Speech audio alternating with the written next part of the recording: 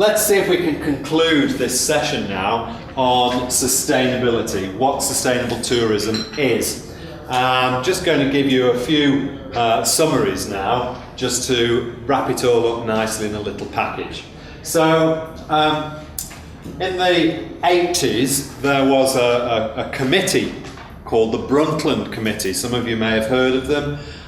They were a group of fairly high-powered professionals looking at sustainability in general, not just tourism, but general global sustainability.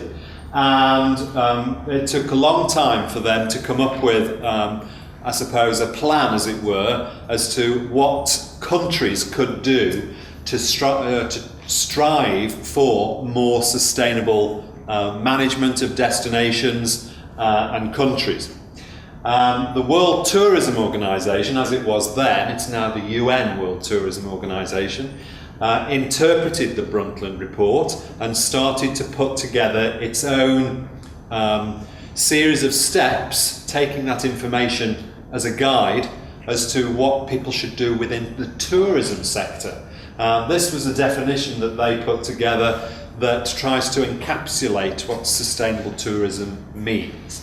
So it's about looking at the present situation, present tourists and host regions, but also looking into the future and seeing what can we do now to protect the destination, the environment, the people, the communities, so that we can continue to deliver the same experience in a beneficial way for years to come. That's basically what it says.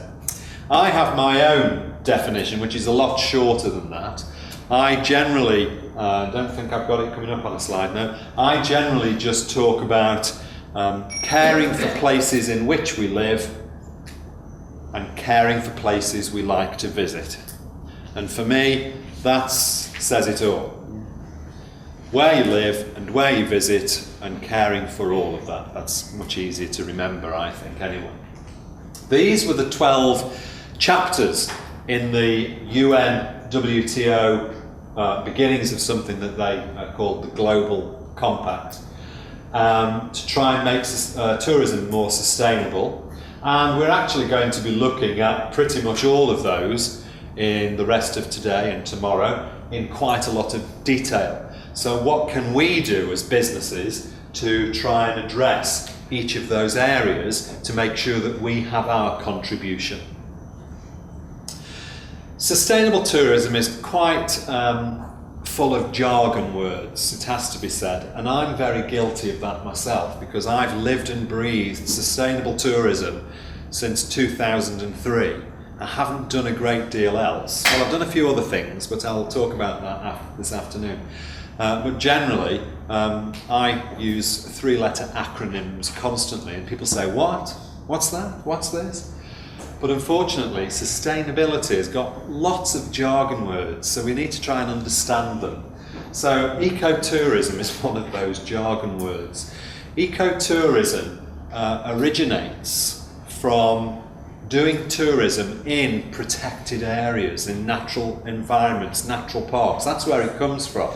But in recent times, it's been redefined. Now, of course, the Ecotourism Society incorporates livelihoods and communities into its definition. So it's more about the holistic experience of sustainable tourism. We've got sustainable tourism. We've just had a definition of that already, so I don't need to define that again. Propoor tourism. Well, this is sustainable tourism, but it's tourism which is done in a way that benefits people who are living below what we would call as the global recognised poverty line or poverty threshold. So when you pay for your experience or your trip or excursion, then a proportion of that money is directly contributed to helping the people in the areas in which you visit. It's a proportion of it. Okay, it's factored into the cost of the holiday experience. Community-based tourism. Who can define this for me? Who can give me a definition of CBT, we often call it, CBT tourism? No? involvement of the local people. Yeah, it is. Community involving local people. To what degree? How much? So that it doesn't change the local way of life. Okay, and it's the local people, isn't it, that know their way of life. So it's the local people that need to create it. It's really very much about locals, about people doing it themselves. So community-based tourism, it isn't you taking tourism into a community and giving people an experience of it. It's the community inviting tourists to come into their community and then show the people what they want them to experience. So they organise everything. They do all the tour, they do all the delivery of information, they provide the accommodation. It's all done from the community themselves. And then it's just offered to, I guess, some of you guys as a product that you can incorporate into your package. Yes, but the community must be educated. They do. And it's a community-based tourism. I see lots of excellent examples, but unfortunately I see more bad examples. And the sad thing about community-based tourism is if it isn't done well, then the people that benefit are only a very small section of that community, because they have, I suppose, community leaders that often take the money and then it's up to them where they distribute it, and it all starts to go horribly wrong. And there's often not a trail, so you can't actually find out where the money's gone at the end of it and how that's been distributed percentage-wise.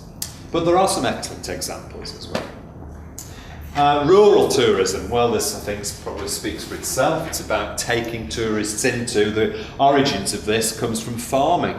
People used to take a working holiday, and it would be in agriculture or in a farm, working with livestock maybe.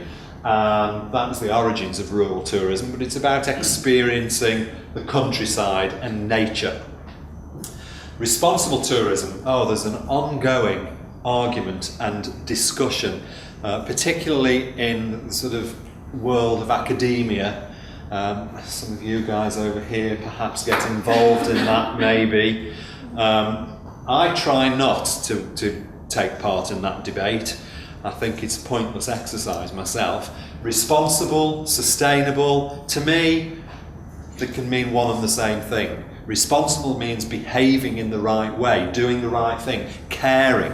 Sustainable means making sure that you don't do harm, so it continues. It's pretty much the same. Okay. Rebellious tourism, you don't see this very often anymore, but in the 90s particularly, and the late 80s, we started to see the emergence of special products created by very clever entrepreneurs to capture this market in a very niche type of a way, called responsible tourism or sustainable tourism. And they offered the opportunity for people to turn their back on the traditional form of tourism, so they were rebelling against mainstream tourism, and go and experience tourism in a much more sustainable, responsible way. So they were suggesting that mainstream tourism is totally unsustainable. Maybe in the late 80s, early 90s, then nothing, could be more true. But these days, mainstream tourism is working really hard in trying to integrate sustainability into its whole product portfolio, and in fact the whole of the business. So we don't see that much anymore. Cultural tourism, it's a bit like, I suppose, rural tourism, but in a more urban setting, quite possibly, where we're going and actually looking at how people live, how they behave, how they interact, what is it that's made them who they are, what is the environment like in which they live. You could say, well, spiritual and architectural or historical culture, if it's authentic, is also part of that experience too. Ethical tourism, this is moral tourism, doing things the right way. It's all about the same word, isn't it? It's a play on words. Sustainable, responsible, ethical. They're all different ways of saying the same thing. Local economic development. Well, this was something that was proposed as an outcome of one of the very, what's the word I'm looking for? Very effective seminars and workshops that was done in the early 90s, looking at what the 21 steps for becoming more sustainable as a planet. What were those 21 steps? And that was done on a global level. And it was interpreted for each country and each destination under something called local economic development, or you also see it called Local Agenda 21. Sometimes you see that. Green tourism. I've put it in red on purpose because traditionally green tourism was about tourism embracing the environment, hence the colour green. But these days, it's, apart from some certain niche markets, we generally talk about sustainability in a more holistic way. We talk about communities and people, and environment and economy. We wrap it all together. So green isn't a particularly good colour to choose, but because it's been there, everybody understands it. I've painted it red because red represents social chapter, doesn't it? You know, the rights of the people. So that's why I put it in red. Nature tourism. This doesn't mean running around with no clothes on. Of course, which former Yugoslavia was well known for, particularly in the European market. It's nature tourism, going back to the environment, looking at what that offers you to stimulate interest and activity and adventure amongst tourists. Well, they're all related to each other, all of these different forms of tourism. And I suppose on the edge of each of these sort of circles you can say, okay, this is pure sun and beach tourism, perhaps done in not a very sustainable way. But you can do that in a sustainable way, which would be this bit here. Okay? So sustainable sun and beach holidays. Similarly, rural tourism can be done in a very unsustainable way if you don't organise it properly, as you can find with community-based tourism or cultural tourism. But again, you can do it in a very sustainable way. So this green circle represents the move to make the different types of tourism experience more sustainable throughout. And the hope, of course, is that a bit like when you drop a pebble in a lake, you know, and the circle starts to get wider, then with time, that green circle, we hope, should perhaps end up round there, rather than in the middle. Okay? It's easy to see here as well, ecotourism. This is this bit here, sustainable nature tourism. I would prefer actually to move that arrow a little bit further down in here because it's now embracing local livelihoods, so maybe I ought to just shift it over here. This is community-based tourism, right from the very heart, doing it all in a sustainable way.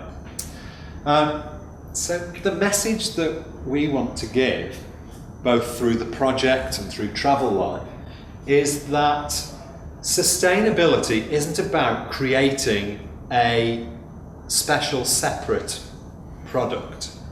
Sustainability is about making sure that you do it through everything that you offer, that it becomes the mainstream. And when eventually everybody's doing it, we won't be talking about sustainable tourism at all, because it'll be there. Oh, of course, we can never have anything like sustainable tourism. It's impossible. You can only make it more sustainable. 100% sustainability can never be achieved because you're always having an impact somewhere. It's about how you manage it. You're always using materials. You're always affecting people and destinations. But you can make it more beneficial. You can go back to this, remember, and make this swing in this direction. We want to try and bring this down as we progress and we become better able to deal with sustainability issues. You'll see this drop down this side in your businesses quite quickly.